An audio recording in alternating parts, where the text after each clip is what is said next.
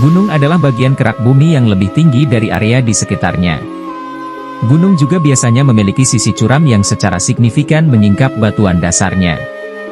Gunung berbeda dari dataran tinggi karena memiliki daerah puncak yang terbatas, lalu gunung juga lebih besar dari sebuah bukit.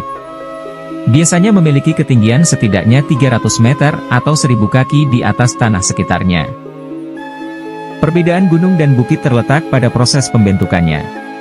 Kalau gunung terbentuk melalui proses geologis kompleks seperti pergerakan lempeng tektonik, penumpukan material vulkanik, atau lipatan dan patahan kerak bumi. Sedangkan bukit terbentuk melalui berbagai proses, termasuk pengendapan material oleh angin, air, atau es, serta aktivitas vulkanik yang lebih kecil. Lalu, bagaimana dengan gunung bawah laut? Adalah sebuah gunung yang naik dari dasar laut yang tidak sampai naik hingga permukaan laut, juga bukanlah sebuah pulau. Umumnya ditemukan terbentuk dari proses pembentukan gunung berapi dan muncul pada kedalaman mulai dari 1000 sampai 4000 meter dari kedalaman dasar laut. Setidaknya terdapat sebanyak 30.000 gunung laut yang tersebar di seluruh dunia. Yang salah satunya adalah gunung api submarin Vulcano 1922.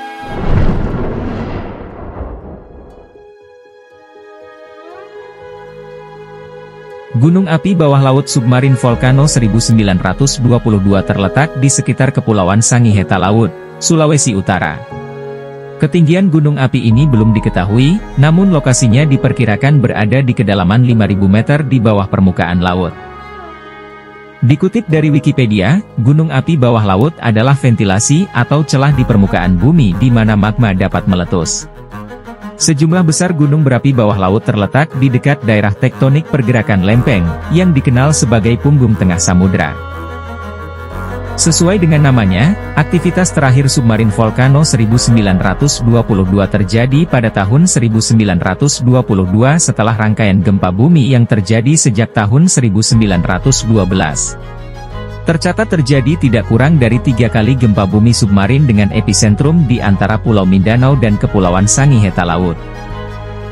Gunung api ini juga sering disebut Gunung Api Sangir karena berada di Kabupaten Sangir, Sulawesi Utara.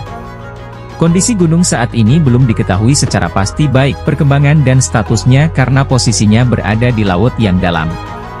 Di samping itu juga sangat jarang dan sulit dalam melakukan penelitian dan pemantauan secara signifikan. Namun demikian gunung api bawah laut juga bisa meletus kapan saja sesuai dengan gejolak perut bumi. Jika meletus, gunung api di bawah laut dapat mengakibatkan rusaknya ekosistem laut. Lalu adanya potensi tsunami tergantung dari besarnya erupsi yang terjadi.